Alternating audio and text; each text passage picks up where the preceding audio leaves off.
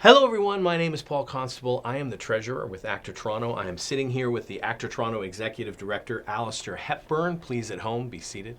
Welcome to our second ever Treasurer Talk. The focus of this is to put Alistair in the hot seat. You can see him sitting in it right now.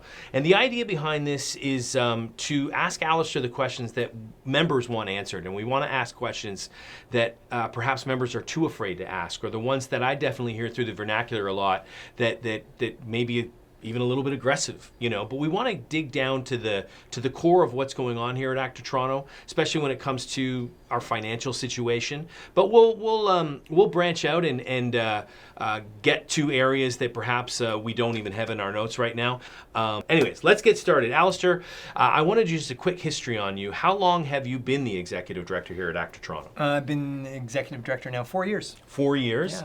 Yeah. And what do we get you for that? Bookends? Nothing. It's not even paper. Okay, good. No. That's good. And what did you do prior to being here at ACTRA Toronto as Executive Director? So I was the Director of the Film, Television, and Digital Media Department for 5 years prior to that. Yeah, So 9 years at ACTRA. And 9 years. And what drew you to ACTRA Toronto? Why do you want to still be here? Oh, I mean, this is a great job. This is a great industry, and I get to work with amazing people.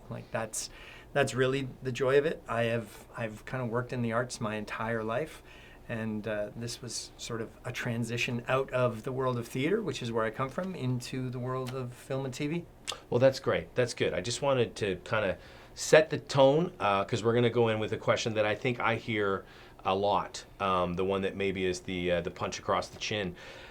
A lot of members feel they can never get anyone at ACTRA when they call in. They feel like they send in an email, they call in, it goes to voicemail. No one answers me when I call into ACTRA Toronto. I hear that I've heard that for the 30-ish years that I've been a member.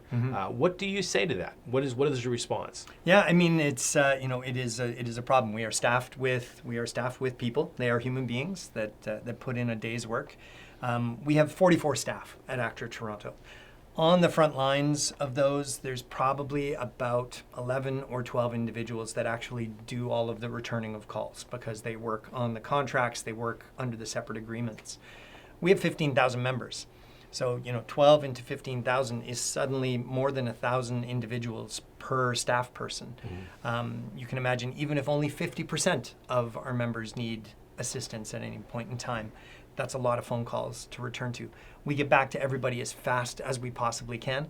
And quite honestly, if you don't hear back, follow up. It is well within your rights to follow up with us. We are more than happy to hear back from members at all times. We do what we can as quickly as we possibly can. Do you have, for lack of a better term, like a triage system in terms of emergency or something that needs to be dealt with right now, a system in place for that? Sure. So, all the phones at ACTRA are answered by a real person, right? That's if you call, you're going to get Jill on the phone.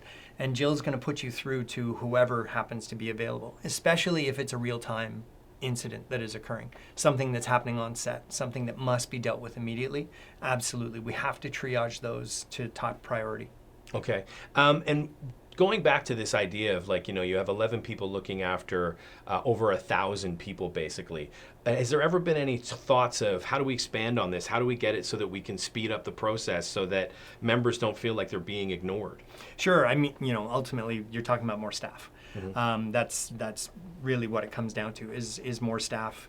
And that's hard to do, right? Especially with the financial situation that we currently find ourselves in, the way the industry is currently rolling out. We're not able to hire more staff and bring that in. Are there other technological things that we could look at? Absolutely. And I think that is our goal, is to find some technology that doesn't replace people, but does maybe make finding questions that you may have easier. Something like that. Like an FAQ that's a bit more intelligent kind of thing? Yeah, so, that sort of, we're not talking AI, but we are talking about, just the ability to have a very smart search function on a website, for example. Make it super easy to find the information that you need quickly at your fingertips. And is this something that's in the framework right now, or is it being researched, or are you going to a company that's researching to put this into our systems? Yeah, so as part of our behind the scenes IT sort of build, We have a new system that is being developed that will become part of the website, that will hopefully make a whole lot of member engagement with us easier. Finding numbers about yourself, looking at your work history, tax receipts, all of those sorts of things will become much, much easier. I want to move into just the idea of ACTRA Toronto and how does it make its money? So you're talking about staff. You obviously got to pay the staff. Where does this money come from? I want to break that down so that we can have an understanding of how this organization runs, and then ask questions behind that. Sure. We really have three streams of income. We have our member dues, which we can talk about a little bit how that breaks down, but we do have our member dues. We'll come back to it. We have administration fees that are paid by productions, by producers. So every time a production shoots here, they pay ACTRA a percentage of the fees that they're paying to performers. Okay. So again, it's just based on the production budget for the performers.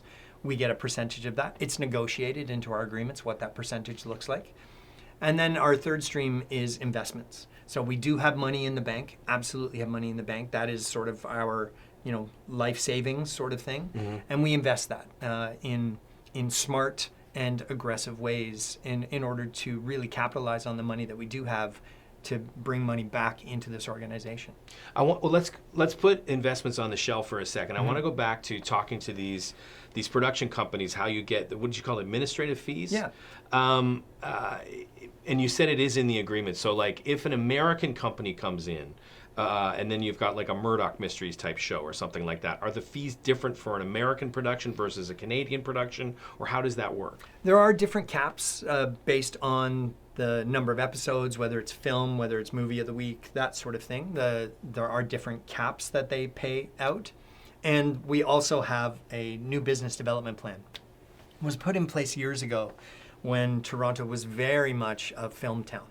It was just tentpole movies that were shooting here. Did you say tentpole? Tentpole, yeah. So the tentpole is the sort of the industry term for the blockbuster, right? It's the big budget blockbuster movie. Great. They bring in, lots of eyes, lots of cachet, but they tend to not have huge casts, right? You're really talking about reduced numbers. And television, because of the number of episodes, streamers, the number of episodes that they do, you tend to have a lot more members at work. And so we really wanted to be able to increase that. And to do that, we instituted this new business development plan, which allows the first 2 seasons of a show to shoot here without any administration fees, which means zero money coming in from the producers on those first 2 seasons. Again, that was a model that was built at a time when we needed it. We probably need that a lot less now because we've really established ourselves as a place to come and shoot television. I think we're in a place now, which is another question, or something that seems to be in the zeitgeist of the performers right now, is that the Americans seem to be coming up here, taking all the really good parts. So you're telling me that not only are we not getting any administrative fees on these, let's say a show like Reacher, which has come up and is shot here for many seasons. So those first 2 seasons, no administrative fees. Correct. First couple of seasons, lots of Americans coming in, taking over those juicier roles, the 1 through 10s. Yep. Sure, we're getting our Canadian actors in, but it's the 2-line grocery clerk part. It's the woman waving from to her son going off to school. Yeah. And there's a lot of kind of frustration and anger, feeling like we've let the Americans take over. And we as Canadian performers aren't getting those roles anymore. Sure. And we feel that, and we hear it as well. And really, this is about a balancing act, right? This is about how do we ensure that we have a large quantity of work opportunities for as many members as possible without pushing out 60% of the workload. Right now, productions that come from away, we call them service productions, right? Because we provide the service of them here. The IP is not being created here. It's coming up from the States. What is IP? Intellectual property. Okay. Right. So the intellectual property is being created somewhere else, the UK, the States, South America, China, wherever it happens to be, comes here to shoot. The service is provided. And we're looking to ensure that we get as many roles as we possibly can for local members to be able to work on it.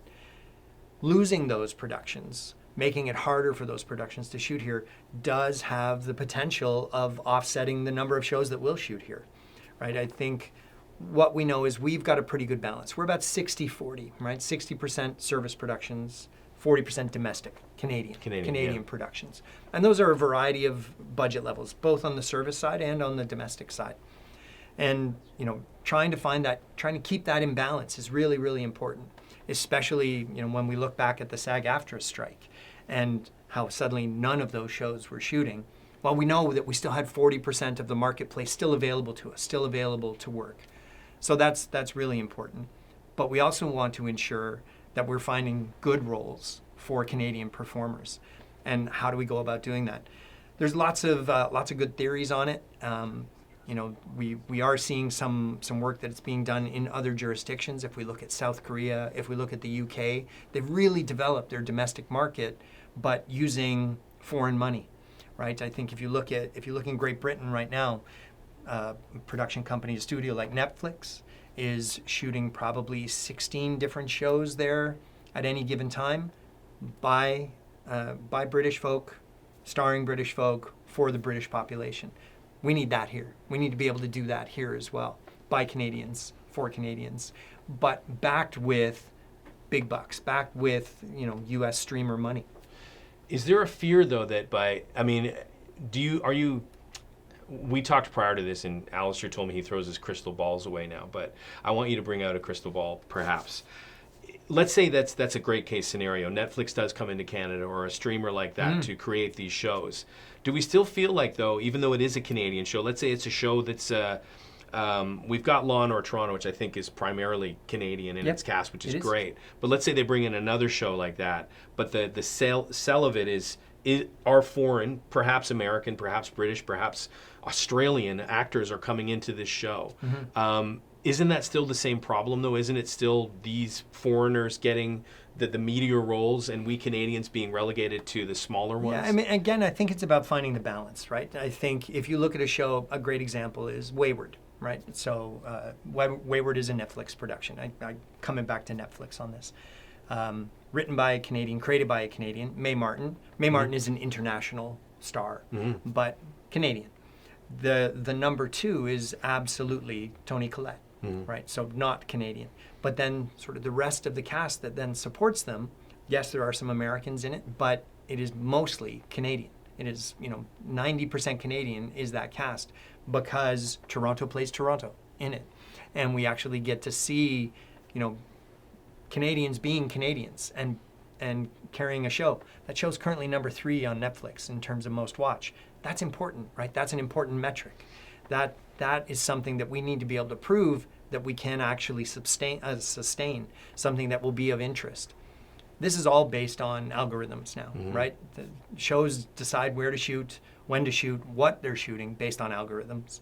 And so we need to ensure that we help those algorithms along by being a great place to shoot and finding that balance of good Canadians, that we rise their star meters up.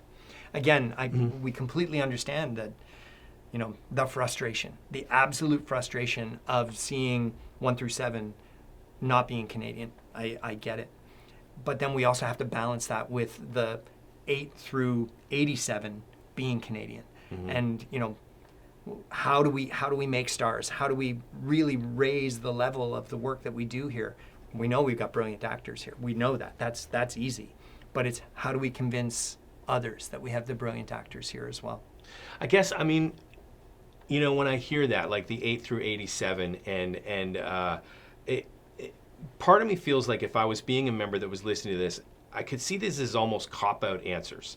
Because, you found Wayward, right? And you found it's kind of like the one, I like to use metaphors, I apologize, but like the one black gumball in a thing full of red. So you're like, look, I have one example for you that shows you that this is working. Yeah. But other people probably have shows in mind where they're, I like a Terminal List or something like that, where you're like, that was it seemed like Chris Pratt and his buddies, and that seemed a very non-Canadian show. Although I guess to be fair, the first season wasn't here. Yeah, so I'll be fair on that we one. actually stole that show away from filming in America, right? So that was 100% American that suddenly became 65% Canadian. Yeah, I'm giving you right? I'm giving you the Hey, bring 'em ammunition. on. I know. I'm sorry. I apologize at home for helping Alistair fight his fights. But you see where I'm coming from.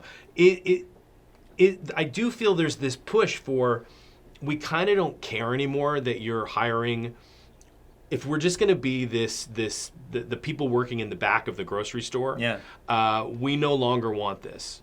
Sure. And we want to be the people up front. We Yeah. want to be the ones, the names that are known. We want to be recognized on the streets. Yeah. We want to be able to, get out, maybe even out of here to raise our star status. And what is your blunt answer to that? And you could be as blunt as my answer is this is a tough business and it can be a lottery, but where do you come from on that? Part of that is correct, but we also have collective agreements that talk about this, right?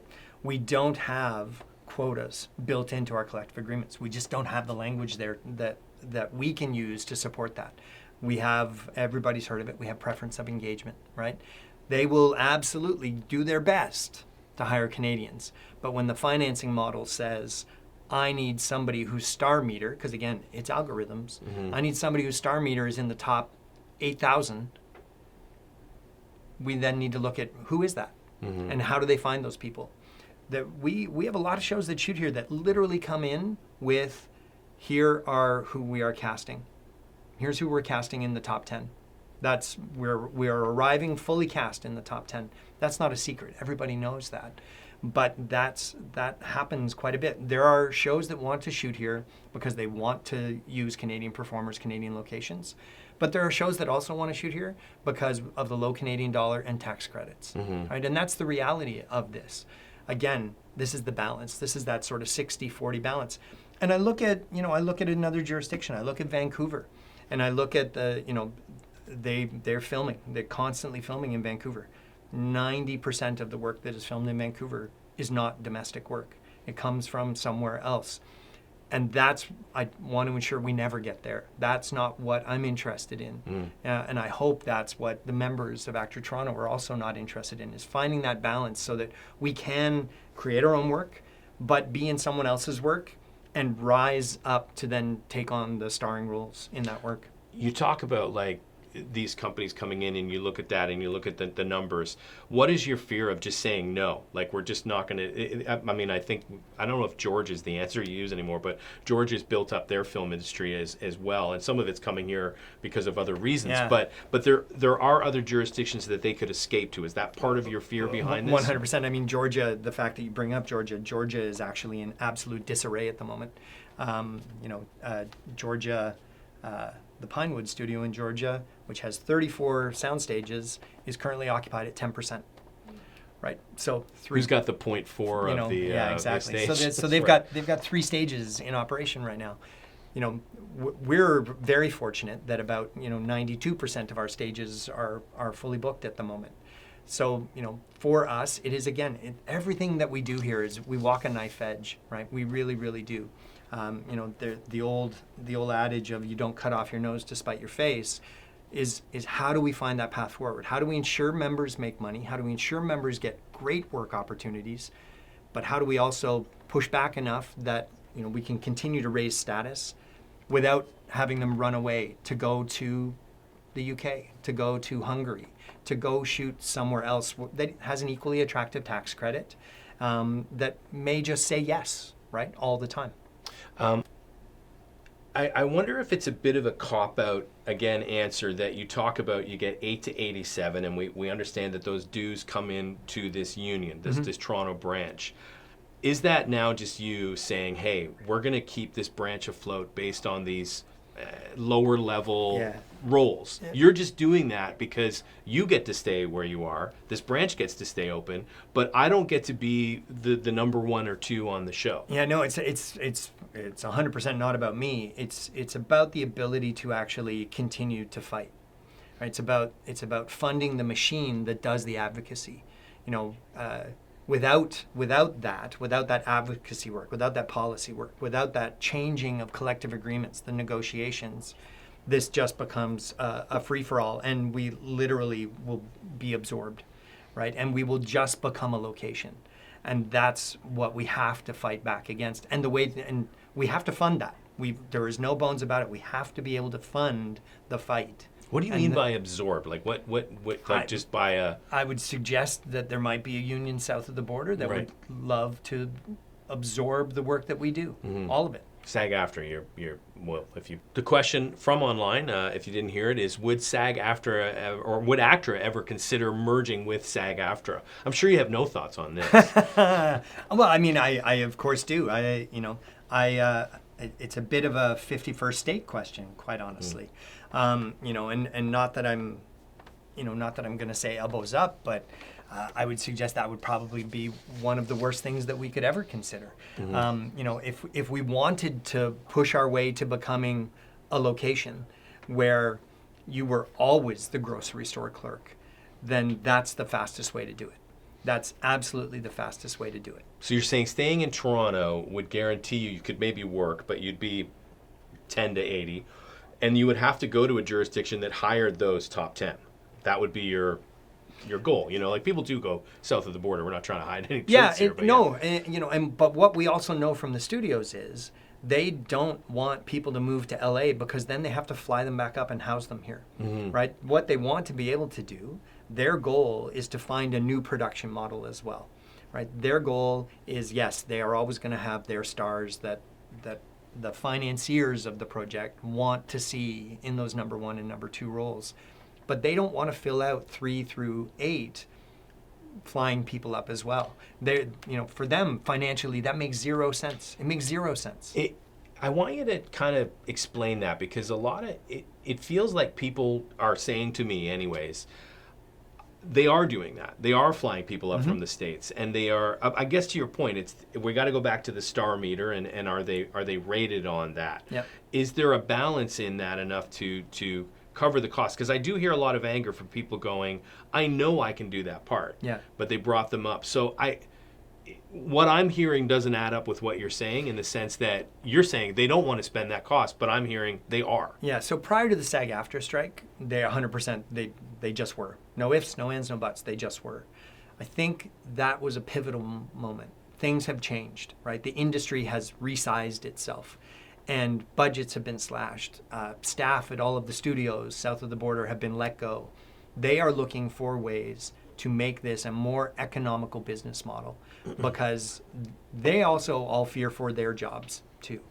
And so it's how do you find the path forward with the producers, with the studios, with the streamers to make this work? How do we prove to them that they can do a show like Wayward here that is number 3 and have it be a success without the algorithm telling them it's going to be a success? Right. I would suggest that Wayward pushes against the algorithm, and somebody took a chance on that and has done it.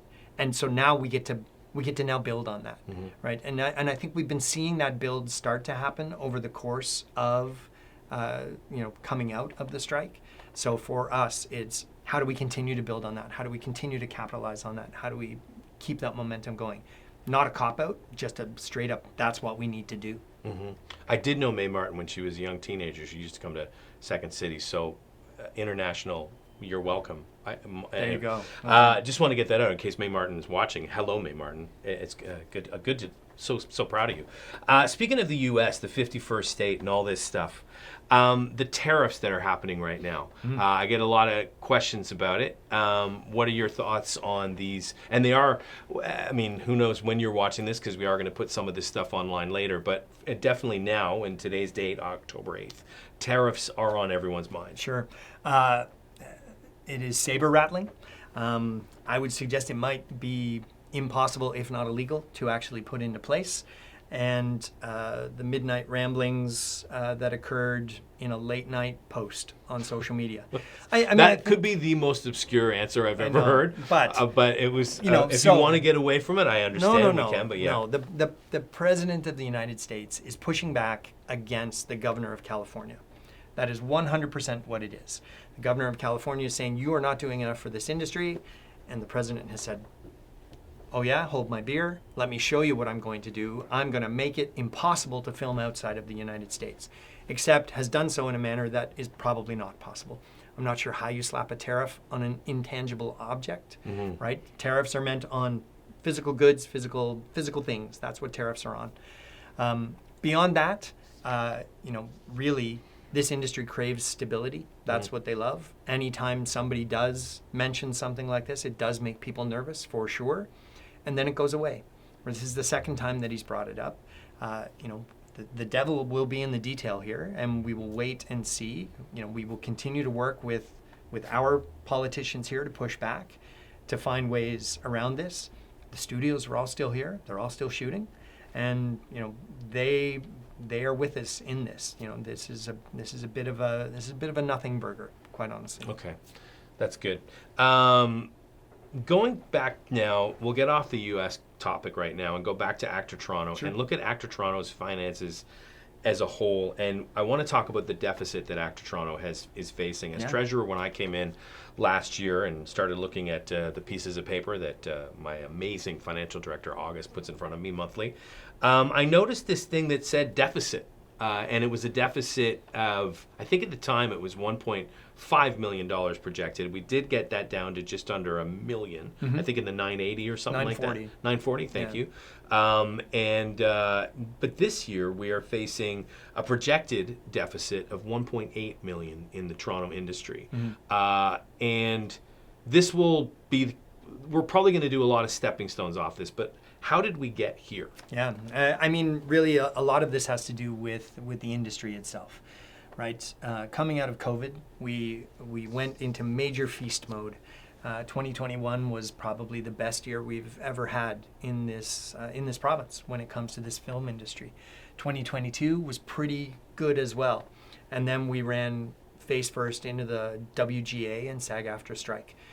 That has reset everything. That really has reset the values. It has really reset the budget levels.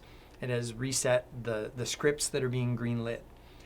And we are continuing to operate here, and we can come back to this as well, but we operate on a dues system that was created in 2007. Our dues model is 18 years old at this point.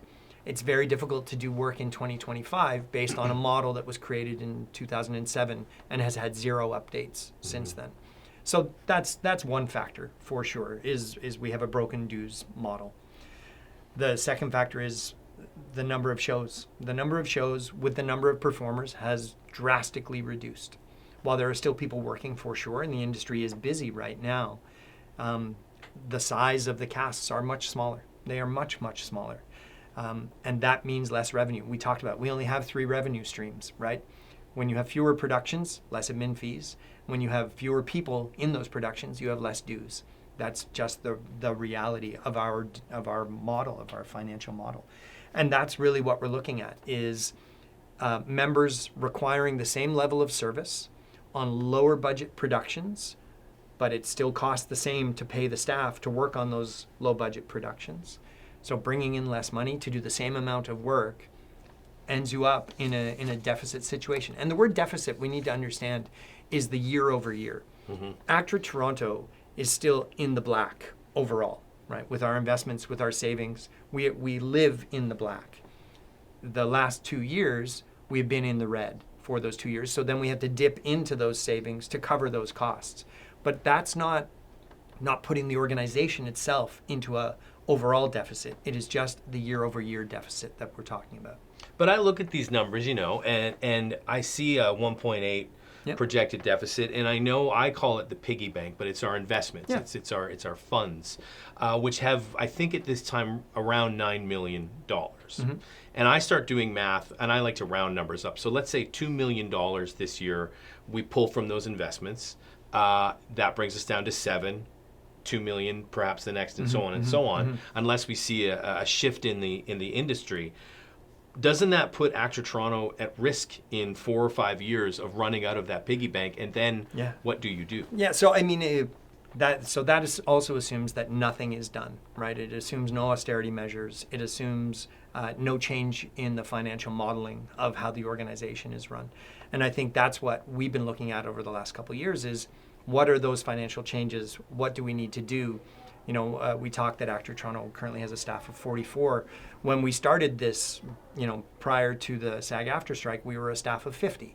And as people retire, as people move on, we've not been replacing those roles, right? So that's, again, we talked that the biggest cost you will ever have is people. And so we've not been replacing those individuals as we go forward here to, again, cut back on costs. But that then also affects member services. Why gonna go am I back not to- getting a phone call? Why Yeah, am I yeah. not getting called back? That's a direct result. Action, reaction, right? That's really what we're talking about here. So it's, what do we need to do? What does the council need to make decisions on to kind of bring the spending back into a comfortable level? We may need to rethink how ACTRA Toronto exists as a whole, and the work that we do. That's going to be part of the next council, who are up for election right now. That's going to be part of their homework. Is what does the next 2 years look like? What does the next 5 years? What does the next 10 years look like? And that's where a strategic plan comes into place. For me, I asked you privately once via email, and we are going to get to a dues discussion at the end of this. I know that'll keep you in your seats. Nothing like a dues discussion to be like, I'm not going anywhere. But we had a dues referendum that did not pass because, like you said, for 18 years the dues were not touched. And as you do constantly say, when we look at national, $195 comes from our members, but each member costs us $237.50. So we lose money with each member. Correct. I floated the idea, probably on a very calm Saturday afternoon, why doesn't Toronto just do its own dues referendum where the branch itself goes to the members, we are open about the financial situation that we are in, and we say to them, we know the rest of the country isn't doing this, but we need you to do it right now. I think my response to you at that time was, would you like the riot now or later? And quite honestly, if you can imagine that it costs you more to work in Toronto than it does to work in any other branch, how quickly members would likely move to another branch. So they would just, right? you feel they would scatter to a... I think, the joy of a union is it is one for all and all for one. And, with a level playing field from coast to coast to coast. Having it be more expensive to work in one jurisdiction is almost anti-union in many, many ways, right? So do I think the dues model has to change? 100%. I think the dues model has to change. I think we have to look at a different way of doing this. And there's a whole bunch of different ways that we can do this, not just the one that was floated the last time around. But that's why, members need to kind of have their voice heard on what it is they actually want to see as a refined dues model. And I totally understand what you're saying, and I get your answer, and I totally understand why, even though I think it's brilliant, my thought was not reciprocated. But this is something that, just to be clear, this has to happen that you feel at a national level. All the dues. I do. But is there still not an unfairness? And we are going to have a national financial talk. Well, National's having their own financial talk on the 24th. Is that 24th? 24th. Yep. And I don't want to touch on National too much, but there is this idea of why are we spending this money that goes up to National? What does National provide for, let's just say ACTRA Toronto? I know it provides stuff for everything. And if you want to get into the other branches as well, you can. But what is or maybe that's a good reason. What does it do for ACTRA Toronto, and what does it do for the other branches? All right, so if we can just back up 1 second, I think we probably should talk about what that number looks like, what the financial model that we send up to ACTRA National is. So you talked about the $195 is the basic dues, right? That's what everybody pays to be a member of ACTRA on a yearly basis. If you're a full member, $195. If you're a senior member, it's 50% of that. But for the most part, $195. We pay what's called a per capita, per head, per individual payment to ACTRA National of $237.50. So every single member costs this branch $42.50. Right? That is an expense that this branch pays up to ACTRA National. We pay approximately $2.3 million to ACTRA National. And is that in a per cap? The 4250 is part of that 2.3. Like that's the full figure that's going up. Yeah, so we say up mostly because they're on the floor above us. They're on the floor above us. Yes. So it's $2.3 million. There are other expenses that go upstairs to ACTRA National, probably in the neighborhood of about $1 million a year. So we're upwards of $3.4 million. And what are those other expenses, if you can? Bird's eye view it. So it's when we look at equalization fees that come in. So for permittees, for apprentices, those things all go upstairs. They flow directly, so they're flow-throughs, right? They pass right through us and go straight upstairs to fund whatever is happening This new upstairs. website that's being developed, IT. So Yeah, shoots so up as there. part, so one of the major things that ACTRA National provides for all branches, including ACTRA Toronto, is IT services, right? The information technology, what we all run on, right? The websites, all of that sort of stuff. The back end, our database system, all of that is powered through ACTRA National. But that's a $3.3 million expense that we pay upstairs. And our budget's roughly about $10 million a year. Yeah, isn't we're it, about roughly. we're about 10 million. But if you look at that 3.3 and then you look at what our projected deficit is, we'd be covered, right? So there is that sort of eye-opening number look when you go, wait a minute, we're 1.8 in the hole, we're giving 3.3 away, why don't we not give away 1.8 of that? So, I mean, is that like, if we dealt in another absolute, then the question would be, why doesn't Toronto just go it on its own, like, and leave the mothership? You are not the first person that has ever mentioned that in the history, in the 82-year history of Today, this organization. I don't think I'm the first person who mentioned it today. Yeah. So, the way ACTRA is structured at present is we are a not-for-profit organization under the umbrella of ACTRA National with autonomous branches across the country. But those autonomous branches don't have that autonomy, that pure freedom that we say they do, right? Shared HST numbers, shared not-for-profit status, shared staffing across boundaries, Okay. which makes us, like, we are, ACTRA Toronto is not federally incorporated, as an example, right? So in order to exist on our own, there would need to be a whole bunch of things that would need to occur, including some form of agreed upon dissolution, which is a very long You're so and in the arduous weeds right process. now. If anyone at home is following along, I know. I will send you a lollipop. My legal I know, speak. I know. He's like, I'm executive director. Doesn't everyone talk like this No, every day? okay. All right. Bring So- it down to me. All right, so you and your girlfriend are dating. Okay, well. And you own a house together. Okay, But the house good. is entirely in her name. Okay, this I understand. All right. Yeah.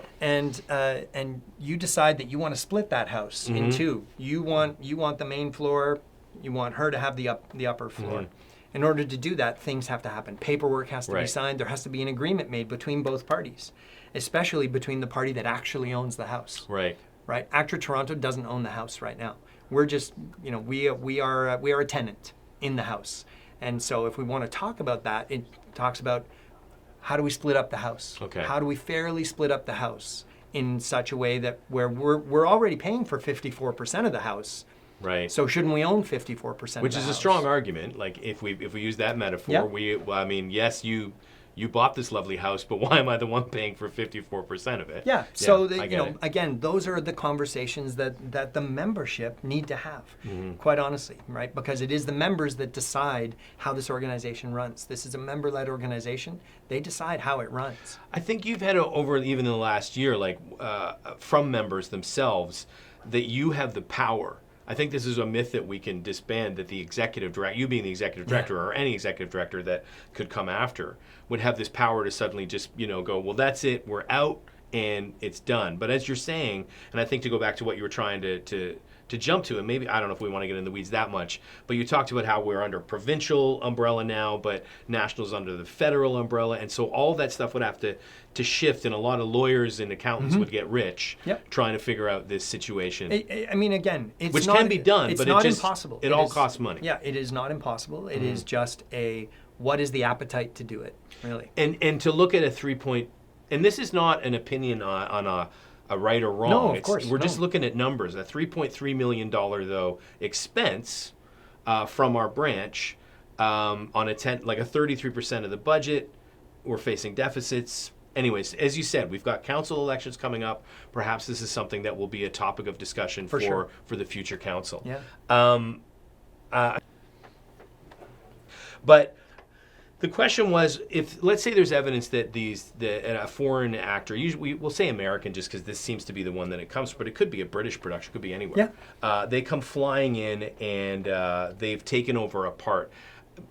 You can jump into that, but the other thing that I've been hearing as well, how do you find out about this if that's happened? Because what I'm also hearing, and we even talked about it at the IPA negotiations last year, this concern of I'm trying out for a part that's already been cast. Like, I know this is Captain Bob on the new show, but it's like, oh, it turns out Gabriel Byrne already has this wrapped up. this is a waste of my time. Why am I?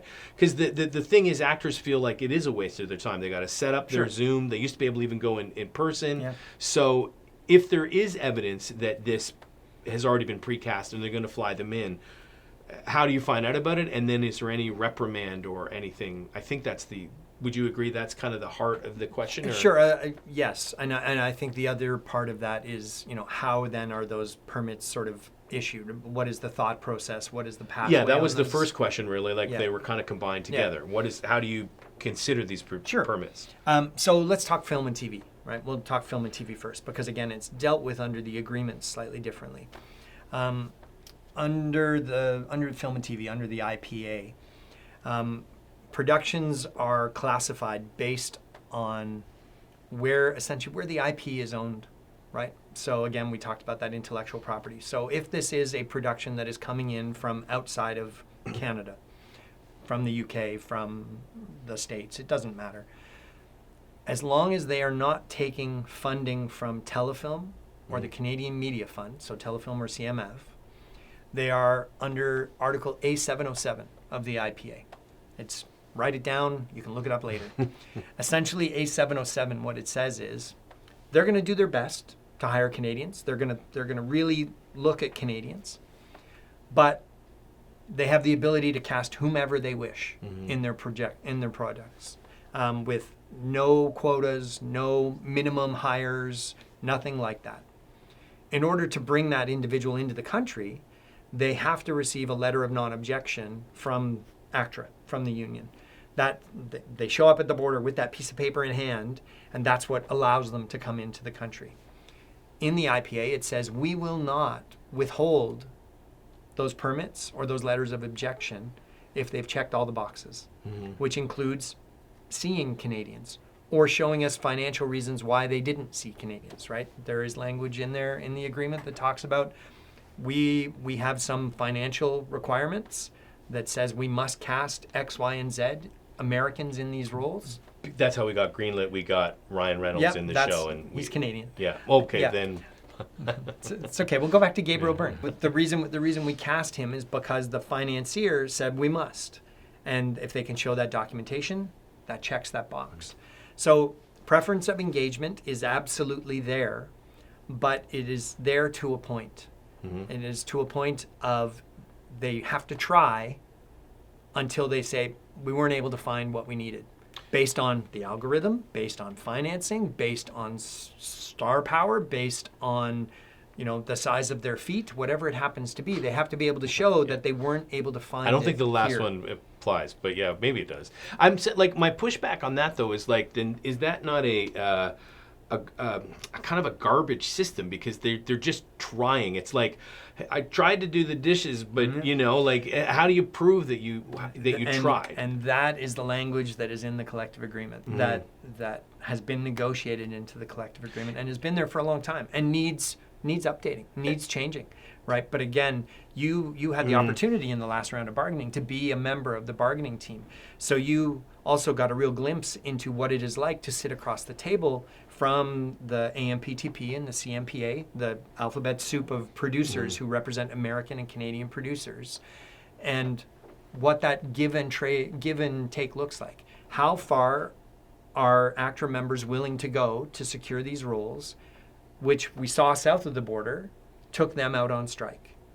Right. And are Canadian performers ready and willing to do something like that to fix what they perceive as a broken system?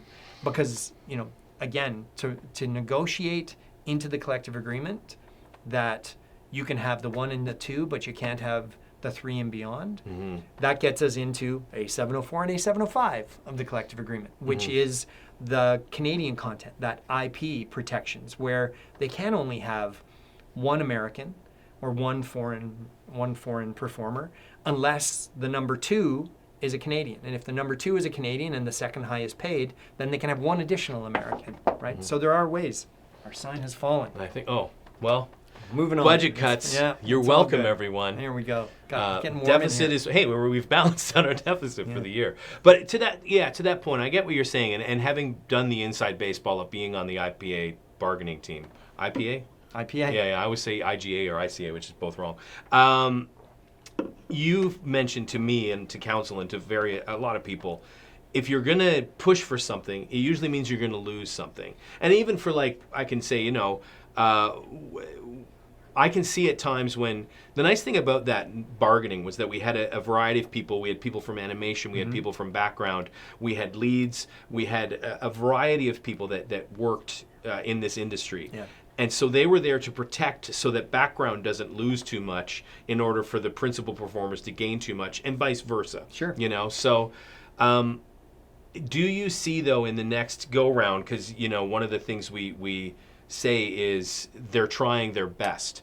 The zeitgeist or the subconscious, I feel, of the industry right now is they are, but they're always still just going to go with the foreigner. Yeah. So again, we do have language in the agreement that talks about coming back to the sort of Gabriel Byrne as Captain Bob example. And right? What does ACTRA Toronto do to police it? So we have language in the agreement that says essentially there won't be fake auditions, right? That's essentially what the language says. There won't be fake auditions. And if we're able to show that there are, then we can go after the production and say you're not actually doing what the collective agreement says. You're actually in breach of the collective agreement. So now how are you going to fix this? Mm-hmm. So there is actually a methodology to all of that. Again, ACTRA Toronto, this will be a surprise to some people. We don't actually get breakdowns. We don't get to see the breakdowns. We don't have access to the breakdowns. So if there are breakdowns out there that have already been cast, you need to send them to us. Have your agent send them to us. We need to be flagged on it because we're not given that. They're not giving you the evidence. We don't get first. Yes. Right. So that you can go, hey, that's wrong. Yeah. So this would be like agents would maybe have this breakdown, or agents get the breakdowns. Those that have access to breakdown services, to casting workbook, they get to see all of those breakdowns. We don't have access to those services because they don't give access to unions to those services. Okay, great. All right. I thank you so much for all this. And I wanted to do rapid fire about the dues. Sure. If people remember, we had a dues referendum earlier this year, which was to raise those dues. It was. And that did not pass. Our dues have stayed completely the same. There were things like dues cap, working caps, and all that stuff that was thrown into that. This is rapid fire dues questions for you. Okay. And you can answer as quickly or as elaborately as you want. Just don't get into the weeds too much. I'll keep the legal language out of it. Yeah. I'm trying to think of legal. Yeah. The voir dire of this. Anyways, so prior to the dues, were there thoughts of cuts in expenses before you were like, let's raise them? Because a lot of the pushback was, why are you raising my costs? Mm-hmm. What have you done to save money? The answer is yes. We talked about the fact that we didn't rehire any positions. We didn't rehire positions that retired. We renegotiated the lease on this building here and are now paying less than we were 4 years ago in terms of how much we pay per square foot. So the work is being put in, but again, we're still working on a model that is 18 years old. So we need to do both of those things if we possibly can. Why are we still renting a building? I know we were forced back to work in September, and so perhaps this question gets weaker, but I do hear from people, why are there still a brick and mortar system here for ACTRA Toronto when a lot of companies have gone online? Yeah, for sure. And I think really for us, members really want a place to be able to come. They want to know where their staff are. They want to be able to come here. They want to be able to hold in-person committee meetings. They want to have a council that actually meets in person. They want a hub. They want a center. Why do we rent? Because quite honestly, being a building owner in the city of Toronto is a terrible investment right now. Okay. It is a terrible idea. This building was built in 1956. I would not want to own this building. I got to get us back to the dues talk. All right. As much as I'd love to. People. This has been a tough year, there's always tough years. There's a dues deadline. Why are we being so hardline about that? If I'm having a tough year and I can't get food, I can't get rent, do I have any choices? Can I pay less of my dues? What can I do? What can you do as a union to help me as a performer that's struggling, who's been a member for like 20, 30 years? All right, that wasn't a rapid fire question. I said it quickly. So deadline, let's talk deadline. The deadline's built into our bylaws and constitution, right? That's just it is a deadline that is built in by members. Members wrote the bylaws, wrote the constitution. However, anybody that finds themselves in that sort of precarious situation can always reach out to us. Can always say, "Look, I'm having trouble." And we will find a way to work with them. That's what we're here to do. I can assure you, we are not villains. We are not those folks. We are here to help. We are here to ensure that folks are not going to face hardship because of it. But we also still have to maintain the work that we do here as well. So again, everything you're going to hear me say is all about balance. This is another one of those. We will work with the individual member to make something work for them. So based on that balance, if we do raise those dues, will that solve the problem of late payments, missing per diems, productions not following rules? Will this make ACTRA stronger? We are facing a deficit. I mean, what do we need in order to get beyond that deficit? How much should we, I just want to say, like, what does a higher due? The rapid fire question is, what do higher dues do for me? Yes. So as a member? I mean, I think one of the things that I've heard you say on multiple occasions as the treasurer is you shouldn't necessarily fear a deficit, right? A deficit is a manageable thing, and year over year, we're a not-for-profit. We should be at zero. We shouldn't be making money. We should be at zero. But having something that is under zero is okay and is manageable. We just need to close the gap. So. Are dues going to help? Absolutely. They're going to help the fight. They are going to help the advocacy. They are going to push us forward to be able to negotiate better things, to be able to work harder with government to put in more protections. So the answer is yes, right? That is the answer.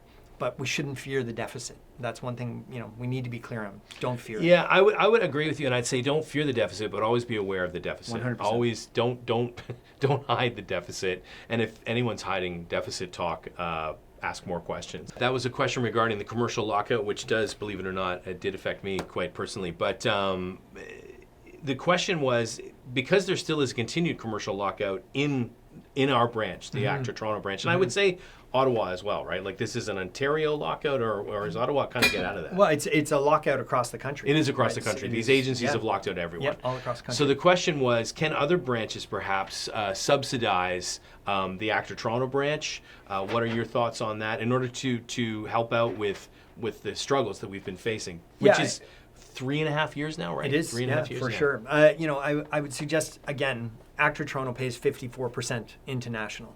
So we are one branch out of the 8, 9 autonomous branches that we have across the country, and we subsidize 54%. So the rest of the branches don't necessarily exist in a black situation either. They're not they're not making money hand over fist here. What a good year looks like for ACTRA Toronto is not what a good year looks like in Alberta or in Newfoundland. So while they do all contribute into the system, I don't think that there's the amount of money that we're talking about that would actually help to decrease our deficit. Most of the branches across the country right now are doing what they can to get by. I think what we do need to understand is that overall, sort of the rising tides raise all boats sort of thing, and that's what we want to be able to do here, is ensure that we raise everybody up. Let's look at some myth questions to end us out. Maybe you can dispel some myths. Sure. Does ACTRA National do anything for ACTRA Toronto? I shouldn't say that with a laugh. They do. They do. I think they do. But that is a question. Does ACTRA National do anything for ACTRA Toronto members? Yes. I mean, again, they are the IT, but beyond that, they are the lead negotiators in your collective agreements, right? The National Executive Director is the lead negotiator. ACTRA National councillors ACTRA Toronto councillors sit on the ACTRA National Council to help steer the entire country, as it were. And all of those things that are decided on at the national level affect the institution that is ACTRA Toronto. So, again, we have our own accountants. We have our own in-house financial staff. ACTRA National have financial staff that work for the other branches, but we absolutely rely on the work that they do in IT, our IT database, and all of the work that we do with federal policy, federal governance, federal lobbying, and then our collective agreement negotiations as well. Do we have a timeline on this new IT that is coming from national to the whole country, really? Yeah, so we actually, we just saw the first demo test of it, the first walkthrough. We actually just saw that last week. If anybody that's ever developed an IT system, this is a major database for 30,000 members across the country. I'm sure there's many in our audience that understand this. Yeah, yes, it's a big project. Yeah. So we're going to be, I would suggest we're likely going to be testing this through till the end of the first quarter, March of 2026. And at that point, we will then start to do the kind of in-house testing with the staff here, as we then transition over into the new system. So I'd say by summer of next year, we're going to be... Members themselves could actually access it. They will start, yeah, for sure. But there's this feeling that this office is only accessible by appointment only. And if that's the case, shouldn't that have saved us money? Like, where did all those savings go, since you no longer can just walk in and kind of see anyone? But speak to that in your experience. I mean, you can show up, right? We are here. We're here 5 days a week. We're in the office 5 days a week. During COVID, coming out of COVID, we were absolutely we wanted to make sure that members were able to speak to the person that they wanted to speak to. And arranging an appointment was absolutely the best way to do that, to ensure that the staff member was actually going to be in here. They were still working 5 days a week, just not here. There's not a lot of savings to be had, be it folks here or be it folks at home. There's really just, we still have to pay, right? We still have to pay people to be here. And anyone that was here, we still needed to have the lights on. We still needed to have water running. We still needed to heat the building, all of those sorts of things. So there weren't savings. We would need to divest ourselves and become a completely virtual organization in order to find any sort of physical building savings. I wouldn't recommend that. Fair. Last question is, would a dues increase only affect people making a lot of money? I mean, it depends on what that dues increase looks like. It depends on what the members want it to be.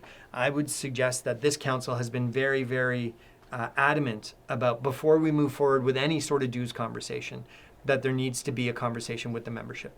There needs to be a dues survey that is sent out to the membership. So we're drafting one right now, because members have to have input into this. Errors were made in the last dues referendum. There wasn't enough of a listening done, and I think that can't be repeated. So in order for us to figure out what that dues structure looks like, we need to understand from members what it is they're willing to do, how far they're willing to go, what works for them and what doesn't work for them. And from that, we can then craft a dues structure. But the question is, how do the ACTRA National, all the branches, speak to each other? And there was a second part to that question. It was, how do they work together? How do they work together? As a group. All right, so we'll divide this into kind of two pools. So let's talk about what the members do. ACTRA National is run by a national council. It is run by a council of elected members from each branch that then sit at a national table and talk together. They have two meetings, two big formal meetings a year that are in person, where a whole lot of policy and decisions are made. But they also have monthly meetings of the national executive, which essentially is the president from each branch, who get to gather and compare notes and talk about what's happening. Committees as well, the Diversity and Inclusion Committee at ACTRA Toronto is part of the National Diversity Committee. ACTRA TO has really blossomed into a national committee as well. They now have the Pride Progress Committee at national. Our stunt committee, there's a national stunt committee, so that there's a chance to talk. A lot of it is grassroots. A lot of the conversation is really grassroots conversations back and forth between members. And that's all good and excellent stuff. And I think, you as having sat on national council know the number of times that you've just reached out to a councillor in BC, a councillor in Alberta, a councillor in Montreal to check in, to see what's going on. We have this weird thing. What are you seeing? And then at the staff level, we have weekly staff connects, where they're called branch meetings, where essentially the staff all get together to talk about what's happening in each jurisdiction. So it really is one of those, we have the ability to talk. I would suggest one of the strange benefits that came out of COVID was it actually forced us into these sort of Zoom meetings where we were a lot tighter and a lot more conversation and sharing actually happens. What is your thought on the fact that you did have these Zoom meetings, and perhaps this is a national question, so we can get off of it quick, but we meet twice a year, and we meet, we've met in Burlington, we've met in Niagara-on-the-Lake. I get pushback from members that see this and see it as wasted money. Do you feel that is a national question, or do you feel that Toronto could do something about it? I mean, so Toronto, Toronto has 50% of the weighted vote at a national council. So Toronto can't decide anything for the rest of the country. Someone else across, the branches would need to agree, assuming ACTRA Toronto entirely agreed. So in order to make that decision, it needs to be a national decision. I have personally seen the good that comes out of face-to-face meetings. I think we have maybe driven a little too far into the virtual world and, the actual person-to-person connection. But I also hear and completely understand the concern about the cost of it. And again, that's going to be for the members to decide, and the members are going to need to tell the Toronto Council whether they want them to continue to do those meetings or not. We're fortunate in that most of the meetings occur in our province. They come to us, basically, and that's because we have the largest number of people to transport. So they come to us, so they're transporting fewer people. But that really is a conversation that the members need to have with their council. I mean, the one that seems to come across here is like the dues increase would only affect people that make a lot of money. The one thing that I've heard both sides. I don't want to get too in the weeds, but let's talk about the dues cap, which right now is at $4,000. Yep. And one of the issues was that I think we did want to raise it too much. Hey, I was one who voted yes to this. Let's just get it away. My name is on yes. Let's go through with this. So I don't want to look like I'm the one rewriting history here. But to your point, when we heard back from the members, and we heard back from members that were being affected by the fact they felt like we were taking the high earners' money away by working dues. The pushback, of course, is the lower earners are going, well, it should be fair all across the board. So whether you make $5,000 in a year or whether you make $1.5 million in a year, everything's the same all the way across. Is there anything you can speak to that? So let me see if I can just kind of help explain what that dues cap actually is, right? So dues cap is currently $4,000, which is actually $3,805 because you pay $195 automatically. That goes towards the dues cap. The dues cap means you pay dues until you've given us $4,000 and then you stop. You stop paying. In order to hit that $4,000 cap, you have to make more than $166,000 in a year, right? That's sort of the threshold at the moment in order to hit $4,000. And, a raise in the dues cap affects a very small percentage of ACTRA Toronto members. That's just the reality of it, right? I think we were able to go through a list and come up with the number of members that it actually affected. And, an increase in the dues cap was affecting less than 5% of the membership of ACTRA Toronto. It's actually probably closer to 2% of the membership of ACTRA Toronto. So, there is a thought out there. There is a model out there that would exist that would see higher earners pay more. Right. That's that's how taxes in Canada are currently built. Right. If you earn more, you pay more. We're not built like that. Right now, we're built as everybody starts at zero. Everybody pays up to a point, and then if you're a high earner, you just continue to make, and that's fine. That's how we're currently built. And the suggestion at the time was, let's look at a different model. Let's look at blowing that cap off, raising it to something else. And we heard the feedback. We heard the pushback on that.